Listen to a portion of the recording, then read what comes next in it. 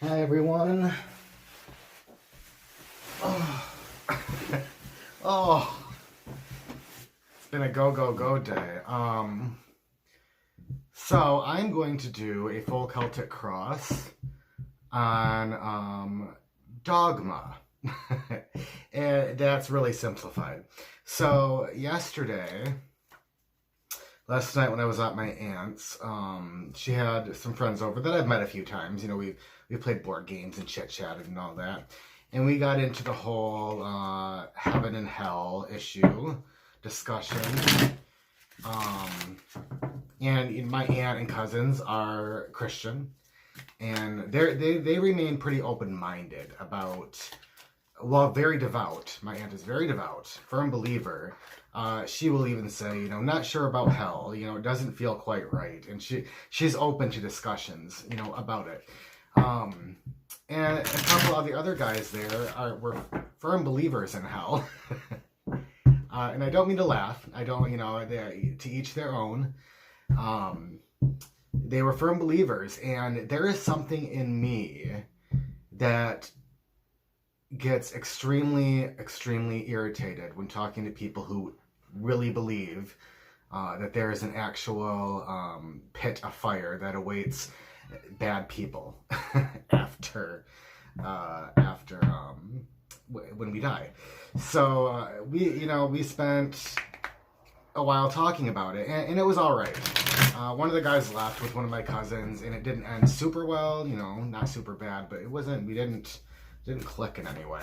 The other guy, we had a longer discussion, and I mean, of course, neither of us changed each other's minds, but it did have me thinking about why do I get so enraged. Is really a good word inside, like I just get enraged when talking to people who believe in hell, and I get enraged at the idea of a hell.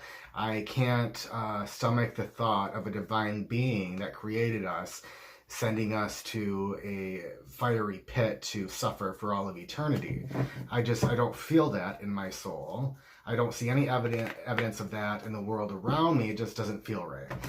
So there's the one thing that really can just set me off when talking about anything religious with people, and it happened last night. A couple times I got a little bit hot, and we were able to eventually have a calm, rational discussion about it, and it was good. I think I learned some stuff. Maybe I don't think he learned anything, but he was respectful, and that's all that really matters to me when having a discussion with somebody.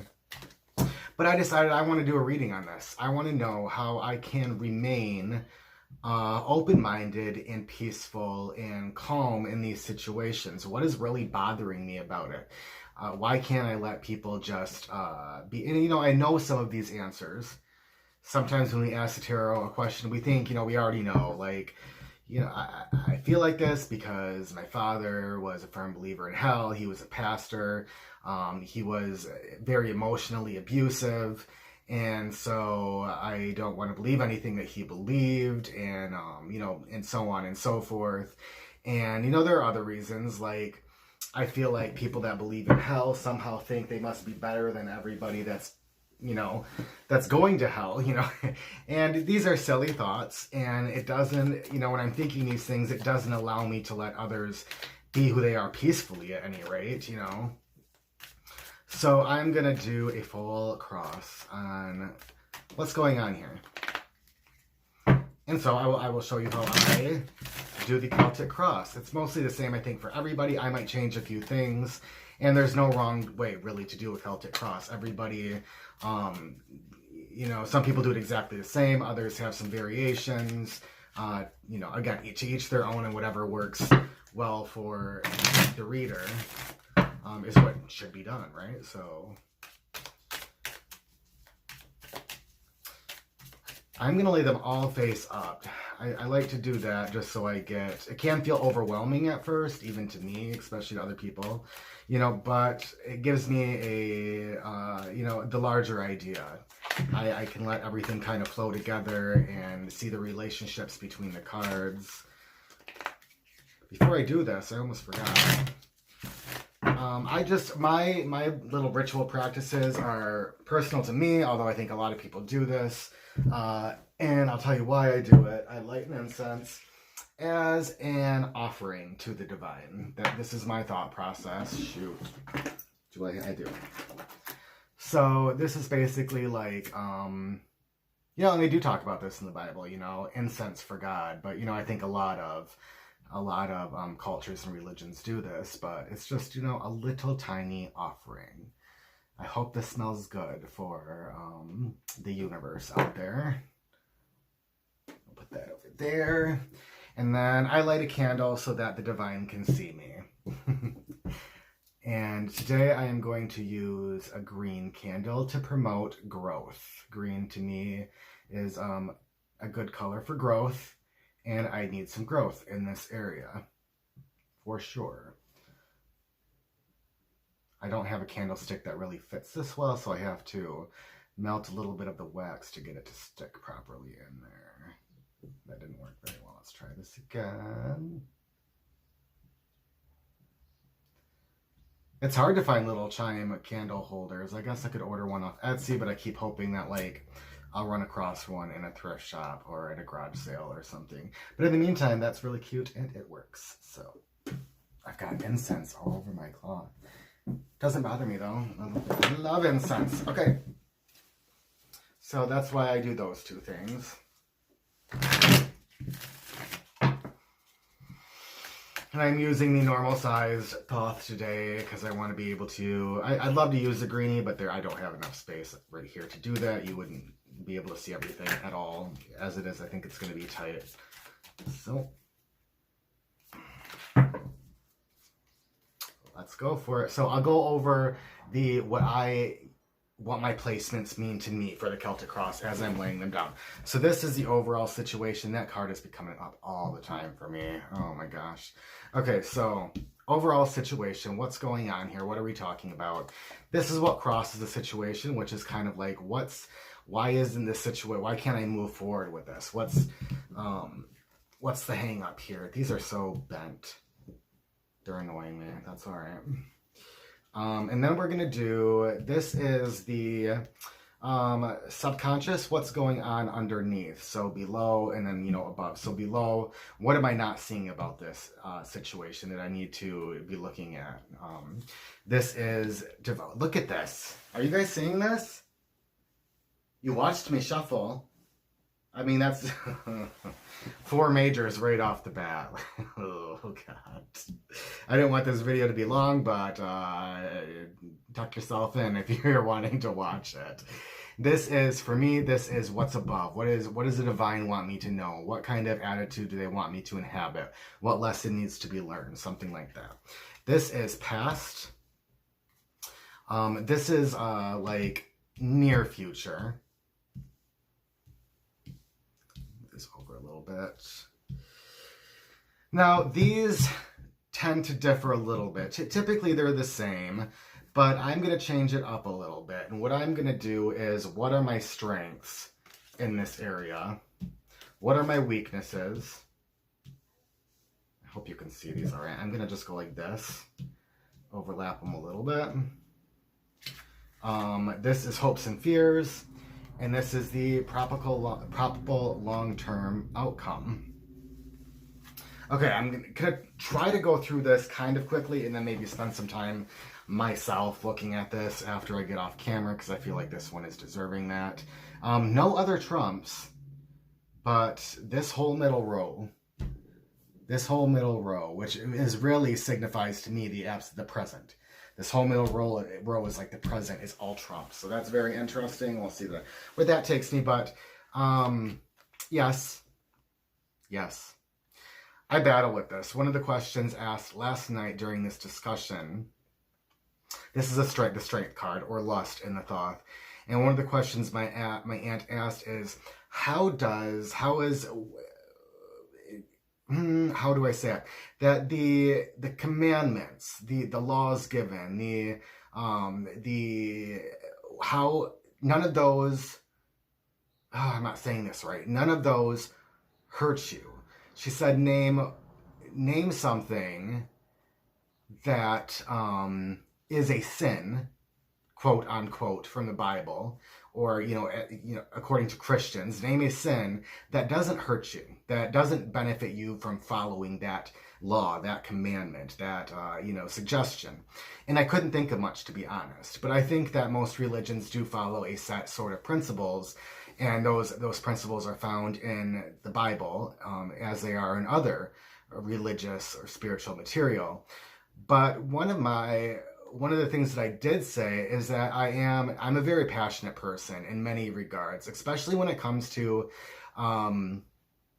sexual attraction, which hasn't been on my mind lately. In fact, it's been a couple of years, but and it sounds vulgar, and I did say it in front of my aunt, and I was proud of myself. But I think that sexual intimacy is our animalistic nature to procreate. And not only to procreate, but to enjoy ourselves. I don't think that adult material, if anybody, this is going to be adult material, warning, fair warning. I don't think we would have been given the sense of pleasure that we get from sexual activity if we weren't meant to enjoy it. So this is one of the things that is a big hang-up for a lot of people when it comes to Christianity, is the guilt felt when acting out on sexual urges. And yes, sometimes those can be harmful. As in the case with, not using protection, getting STDs, feeling bad about oneself because you are sleeping around a lot, and that can have an effect on your psyche and how you feel. But there are, some people are perfectly fine with, let's say, sleeping around. To them, and I can see that as a beautiful thing. There are some fictitious books on courtesans, like high-class hookers that really inspire me. They really do.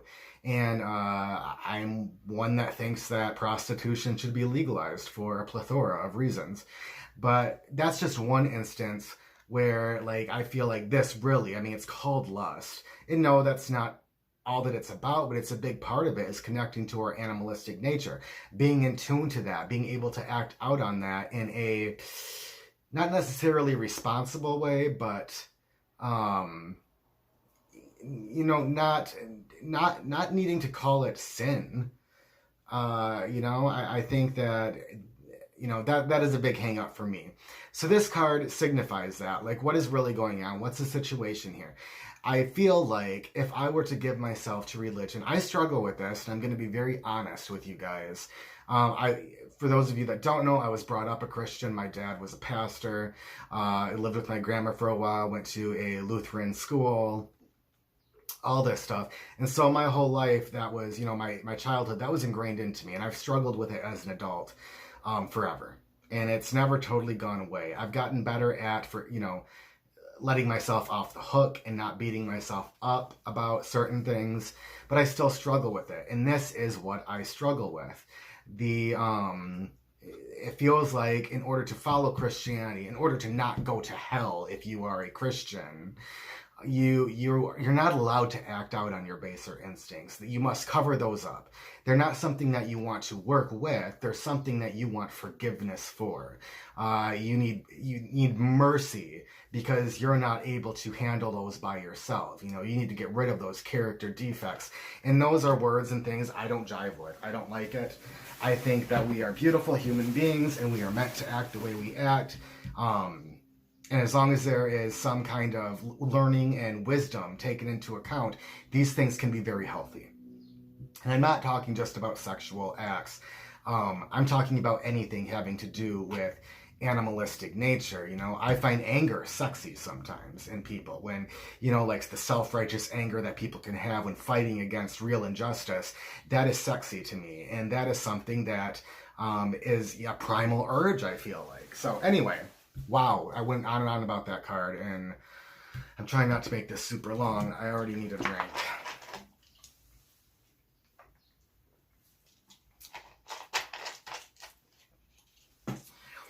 What's blocking me? I feel like I don't usually take the more dark side of the moon into account. Normally, the moon is a becoming one with the night, following one's intuition, navigating the dark pathways, so on and so forth. But the moon does hold a warning, and I feel like that's what this is here. This is like the dark psyche of the mind, where one, if one is not careful, can get very trapped in negative thought patterns and never-ending circles of the same thoughts. They can get trapped in their world of questions, and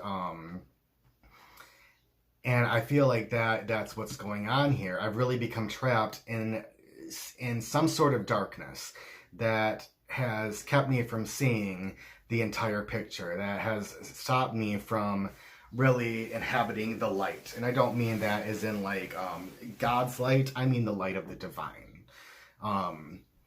You know, I'm still very much stuck in the underworld of all this, in the murky, in the shadows. And I like to stay there because I like to see the darker aspects, the shadow side of everything. And in order maybe to be able to feel all right with myself, and thus all right with talking to other people about these subjects, I need to bring a little bit of the light in. You know, focus a little bit more on that and not just stay wallowing in all the mist down here.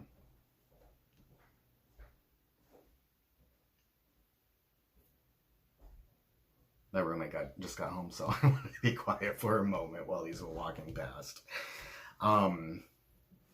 We'll do these first. So what's going on?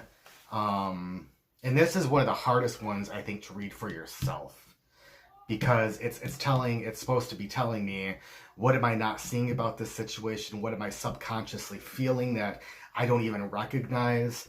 So this is a card that you should be unbiased about all of this when you're doing a personal reading. But this card, this position specifically, you need to really, and if I'm looking at this without any of my biases put in there, it's nearly impossible.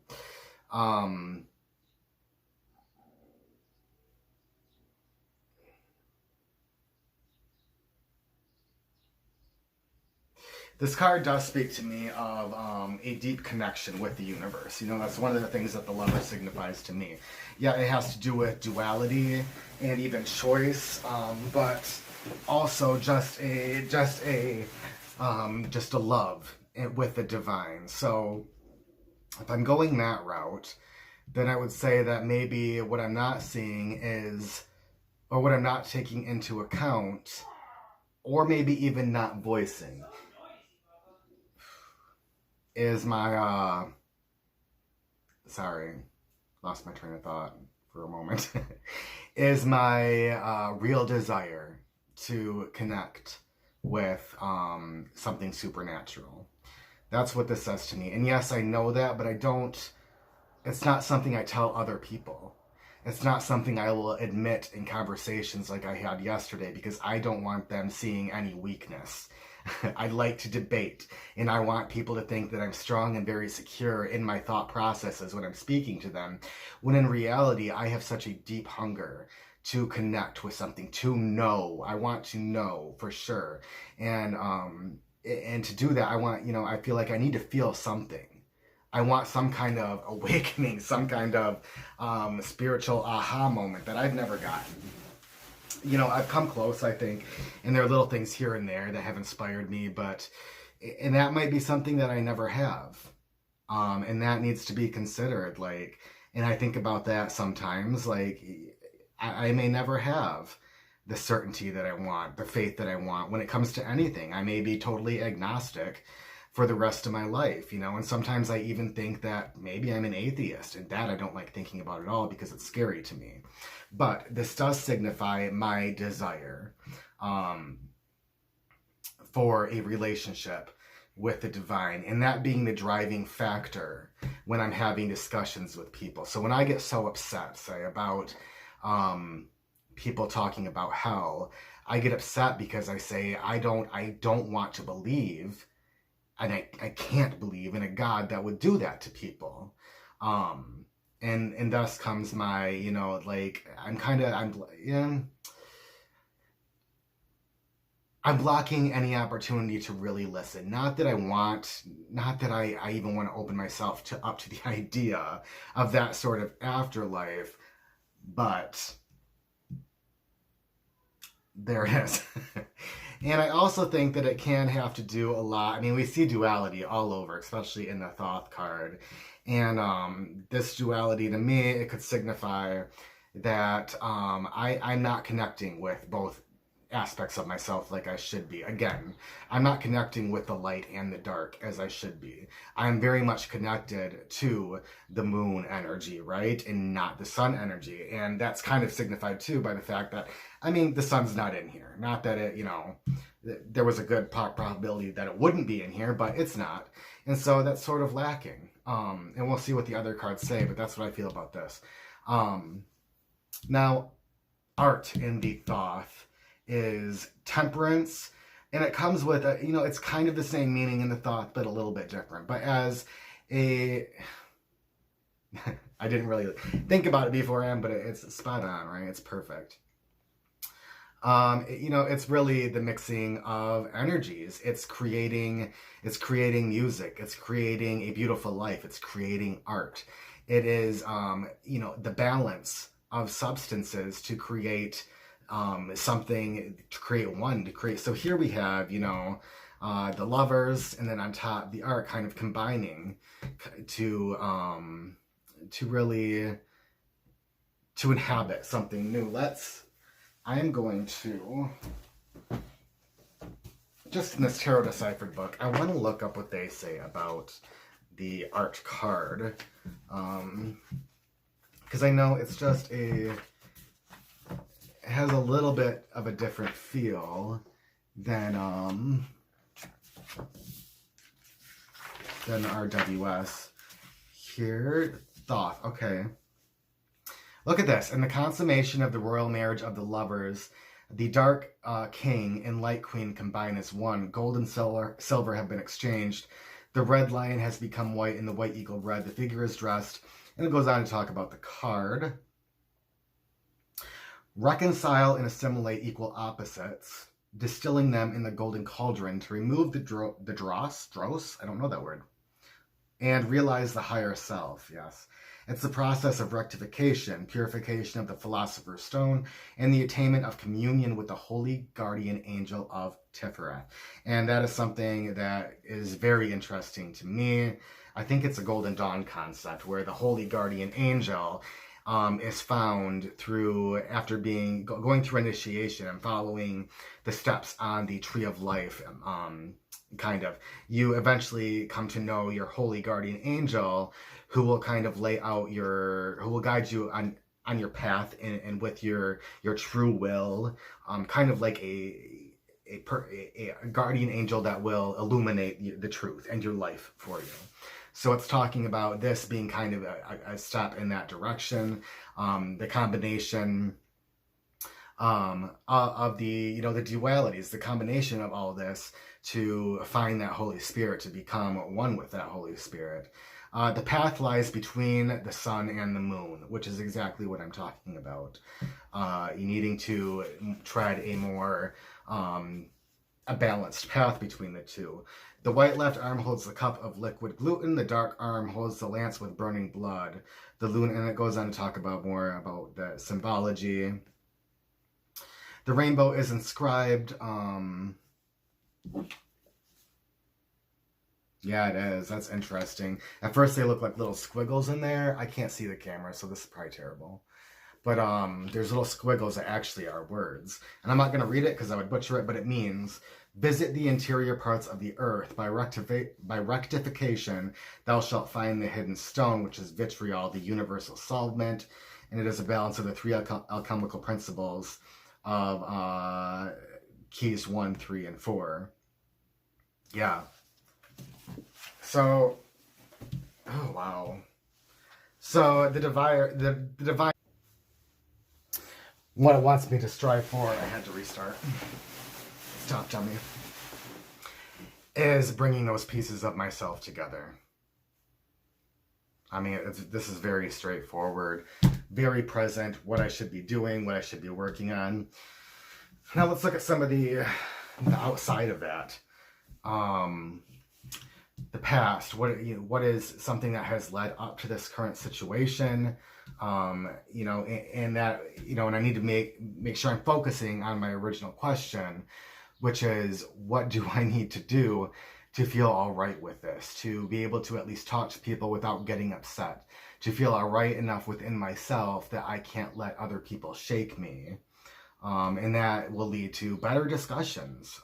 So what has led to this, and I just talked about this in, I think, yesterday's video, how the Nine of Cups is kind of a smug card to me. Smug because, and this is me, I see the Ten of Cups as the embodiment of, like, you've become full emotionally, spiritually, intuitively. You've become very filled with all these, beautiful emotions. You're feeling very complete in your life and with the others around you. Whereas the Nine is more of like a smug, feeling very satisfied with oneself, which can be a really great thing. And at times it's great and appropriate to feel that. It's pride, right? But pride can become quite excessive and then very damaging, and that's sometimes what I see in the Nine. Although it's titled happiness, I still see it as a smug kind of happiness, feeling very sure of oneself. And this is definitely what has led up to this situation. I like to behave as if, talk as if, act as if I am perfectly all right in what I do or don't believe, in the things that I'm saying. And when I'm telling you, like, I don't believe you or what you're saying, and this is how I feel about it, I want to portray myself as very sure, when inside I'm always very unsure.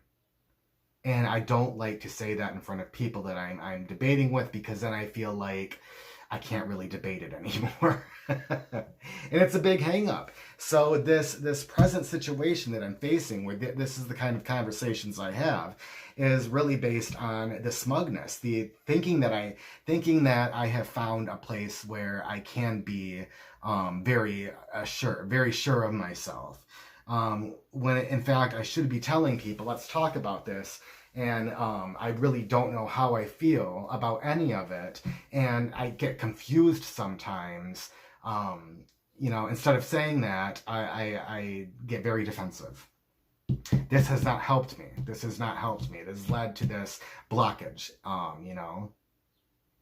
The longer you do something, the harder it is to get out of that habit. And I'm very much in the habit of being very smug, very self-righteous in some conversations, especially about this subject. Now, the future is looking good. And to me, this is always dependent on, it's always free will. It can always change, but it is dependent on these cards here.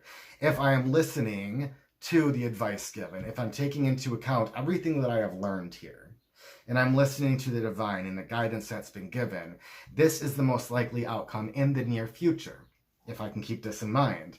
And this shows a very stable, it's the 10. It's an end to feeling all the instability that I felt in this manner. It's showing too that I can be very practical. Discs or pentacles to me are always very practical, very grounded in my reasoning, in my thoughts, feeling very secure. And it's showing that I'm going to be there quite soon if I can do this, right? If I can do that. So there is a wealth here. And to me, it shows maybe that I do need to be maybe even studying a little bit more. Instead of using my own reasoning, I need to have some factual basis for the things that I'm saying, because this is also wealth of knowledge to me.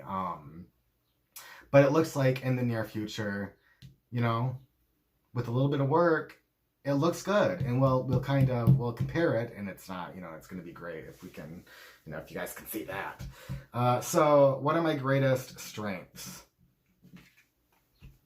I am very fearless. The princess in the Thoth Tarot is the embodiment of the entire suit.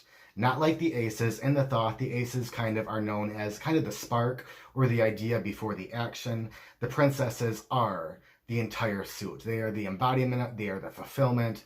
And so my greatest strength, and we're talking about wands, is my ability to be fearless in these conversations, to say, to charge forth with however I'm feeling, whatever I want to say.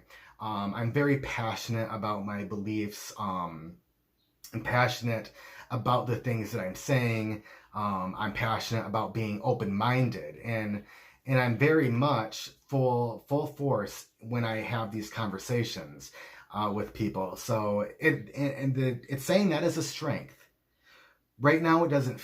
It does feel like it, but then it doesn't feel like it because I know I'm doing some of these things in a harmful manner to me, where I'm not really listening, where I'm becoming very close-minded with people. But it's saying that it is and can continue to be my biggest strength, taking all this into account, right, is just the passion and the pursuit. And I really have a desire to know these things and to pursue knowledge of the universe and the divine and the esoteric. And that is all very much in my favor. It's my biggest strength when it comes to all this. My biggest weakness is the Five of Cups, which is titled Disappointment. But 5 is the number of instability. It shows that my greatest weakness is my lack of footing, especially when it comes to my spirituality. This is a very spiritual card. It's talking about my emotional stability in these situations. My greatest weakness is that I'm not stable. I'm not stable. I don't feel the spirit, really, when I'm talking about this. I become so full of myself and so into the conversation and into the debate that I forget to focus on spirit, that I forget to listen to intuition. And, I'm so trapped in the darkness that I'm not letting any love, any light, any spirit is what this is giving me, into the conversation. I become blocked to the divine when I'm having conversations about the divine. And that will always lead to this sort of disappointment. Yesterday there wasn't any satisfaction.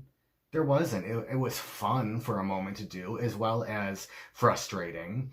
But there was no satisfaction afterwards. It always leaves me with a feeling that I want more, with a feeling of loss. Both, I haven't learned anything, I've lost a piece of myself. It's the pentagram turned upside down, is what we're seeing. It's just 100% disappointment in this area because I'm not able to have, I'm not able to let any of that intuition, any of that spirit in. And so my biggest weakness is not allowing that. And then as a result, never having substantial or meaningful interactions that lead to learning in any way.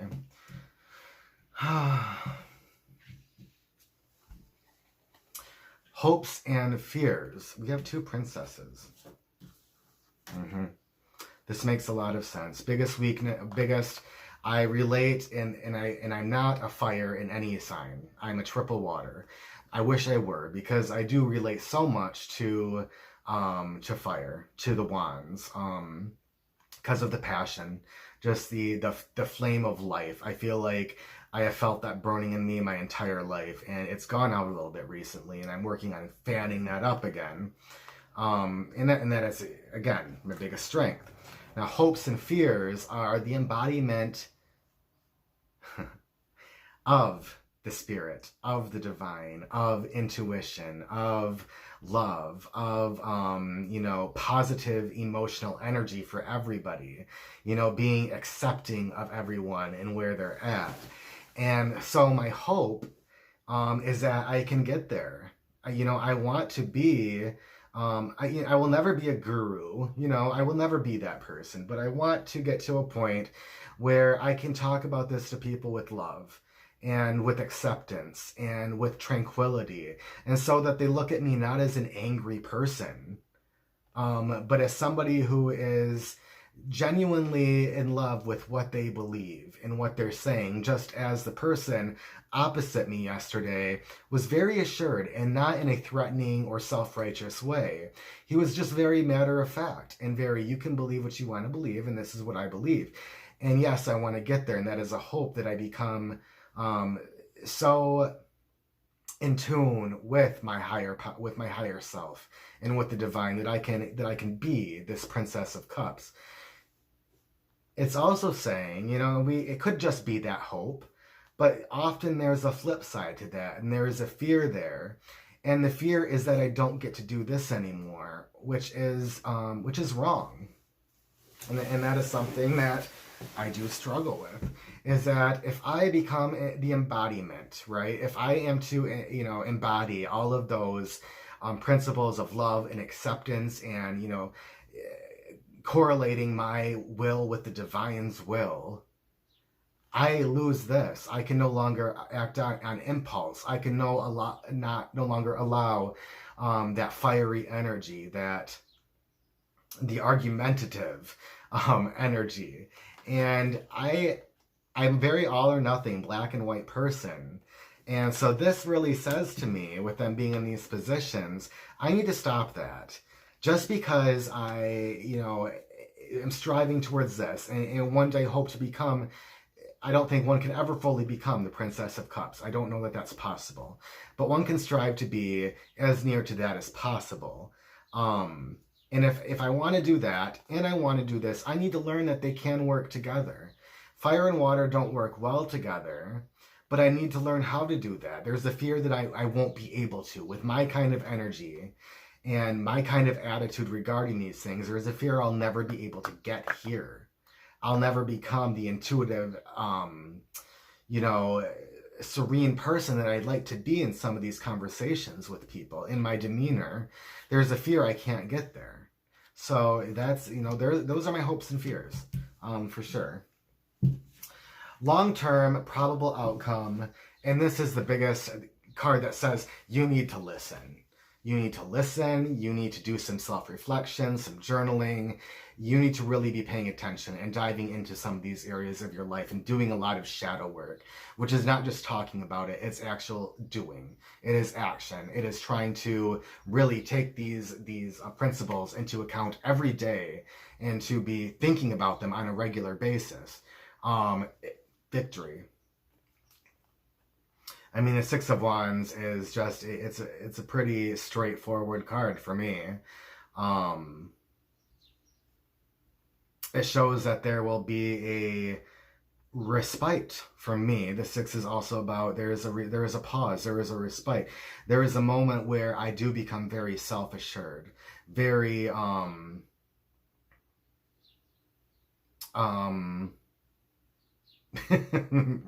mouth is so dry. It hurts. It hurts. My throat does right now. I'm not used to talking for this long or this much, I don't think. So there is that point where I have taken all this into account, and I am now standing atop all of it. It is victorious. It is that feeling like I have learned. I have finally learned some of these things, and now I am at a point where I can just breathe, and I can use the things that I have learned without constantly having to strive for those things. I have now embodied them. And so I not only see myself, but the Six of Wands is also other people see me as somebody who has conquered in that area of their life, who is shining that light out. And the Six, while it is a time of rest, it's not the 10, it is not the end. There is still a lot of learning to do beyond that. But if I can take this into account, I can work on all the shadow work that needs to be done. I can and will get to a place where I can say, look at what I've done. Look at how far I've made it. I have opened myself up and I have done the work, and I can be very proud. I can be very proud. Not this.